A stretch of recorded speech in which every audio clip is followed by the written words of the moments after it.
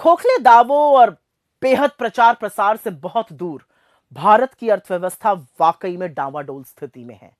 मोदी सरकार कितने भी खोखले दावे कर ले, प्रोपेगेंडा पर पानी की तरह पैसा बहा ले, मगर निकम्मी आर्थिक नीतियों और विफलताओं को अब चाहकर भी छिपाया नहीं जा सकता है। लेकिन आइए पहले जरा सुन ले मोदी जी जीडीपी ग्रोथ पर क्या बोलते थे। साथियों, 7%, 8% की विकास दर से आगे बढ़कर हमें डबल डिजिट की विकास दर प्राप्त करने के लक्ष्य पर काम करना समय की मांग है। तो सुना आपने, डबल डिजिट तो बड़े दूर की बात है। इनकी सरकार के खुद के आंकड़े ही बता रहे हैं कि इस साल मतलब 2024-25 में जीडीपी ग्रोथ मात्र 6.4% की होने वाली है, जो ना सिर्फ 4 साल में सबसे कम है बल्कि कोरोना महामारी के बाद की सबसे निचली ग्रोथ रेट रहेगी। यह आंकड़ा एनएसओ ने जारी किया है। हर बार वो अग्रिम अनुमान जारी करते हैं बजट के पहले। इससे लेकिन कुछ गंभीर सवाल उठते हैं, क्योंकि इसका लोगों पर क्या कहर बरपेगा। इसकी ना तो सरकार को, ना रिजर्व बैंक ऑफ इंडिया को कोई सुध है और ना शायद कोई परवाह है। आप सोचिए कि नवंबर 2024 की शुरुआत तक आरबीआई जो था वो 7.5% की जीडीपी ग्रोथ रेट का अनुमान लगाकर बैठा था और सरकार को यह आशा थी कि जीडीपी ग्रोथ रेट आएगा 7.2% पे। अब अनुमान 6.4% पर हो गया है। इन दोनों एजेंसियों के पास हर तरह का आंकड़ा है, हर तरह का इकोनॉमिक डेटा है, हाई फ्रीक्वेंसी इंडिकेटर होते हैं, और उसके बावजूद भी ये इतने अनभिज्ञ हैं। तो ये इनकी अकर्मण्यता है या सच को छुपाने की सोची समझी साजिश, इसका फैसला आप खैर खुद कीजिए।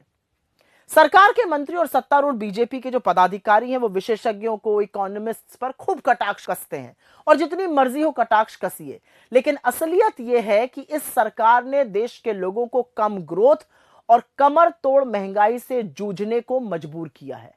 इसका बड़ा कारण यह है कि सरकार आर्थिक तंगी की असलियत को स्वीकारना ही नहीं चाहती। तो जब स्वीकारेंगे नहीं तो समाधान क्या, खाक ढूंढेंगे। और लगातार यह होता जा रहा है, पिछले 10 वर्षों में हमने देखा है।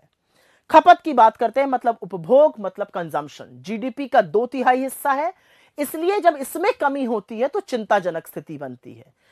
और ये भी दिखाता है कि मध्यम वर्ग पे और गरीब पर कम ग्रोथ का क्या प्रभाव होता है। डेटा साबित करता है कि लोग आज भोजन और शिक्षा जैसी आवश्यक वस्तुओं पर कम खर्च कर रहे हैं।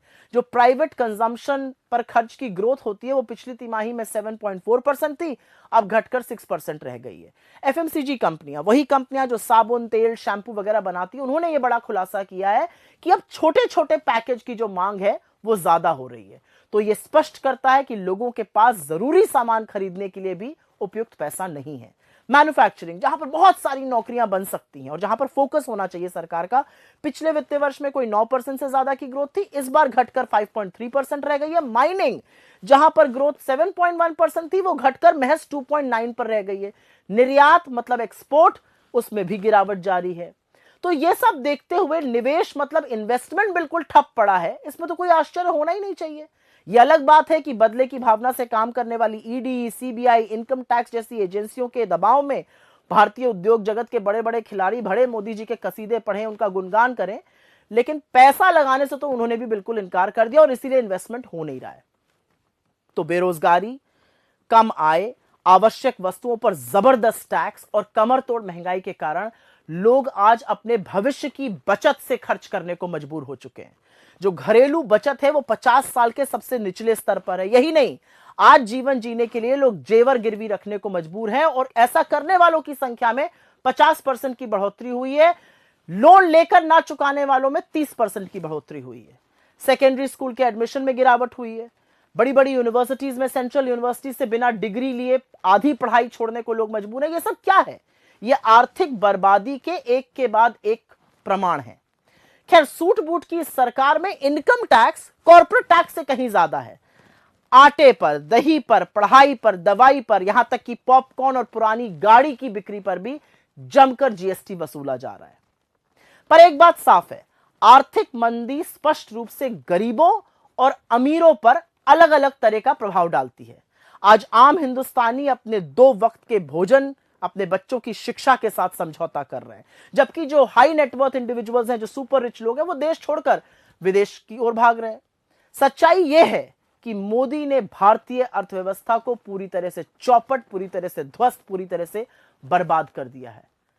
असलियत यह भी है कि आप उन वेबसाइट को तो हटा सकते हैं जहां पर डॉक्टर मनमोहन सिंह के कार्यकाल में जीडीपी की ज्यादा ग्रोथ लिखी थी, लेकिन क्या आप इस फैक्ट को नकार सकते हैं कि यूपीए के शासनकाल में 2004 से 14 के बीच एवरेज जीडीपी ग्रोथ हर साल 7.5% की थी और आपके 10 साल के शासनकाल में वो महज 6.5% रही है।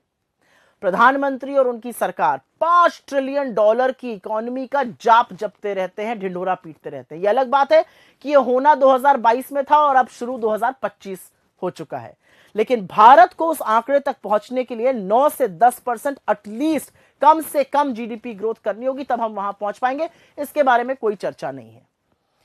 खैर, अर्थव्यवस्था चलाना कोई रॉकेट साइंस तो है नहीं, कोई मुश्किल काम तो है नहीं, लेकिन सरकार को समाधान खोजने से पहले समस्या को तो स्वीकारना होगा।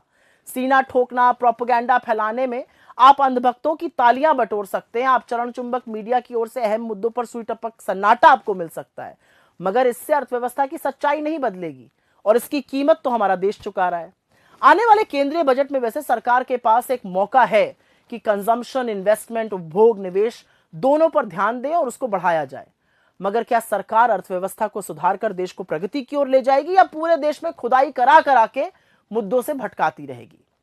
एक बात तय है कि भीषण बेरोजगारी, भयावह महंगाई और कम आय से जूझ रहे मेरे देश का काम 6.4% जीडीपी ग्रोथ से कतई चलने वाला नहीं है और इसके बारे में नरेंद्र मोदी और उनकी सरकार को सोचना ही पड़ेगा।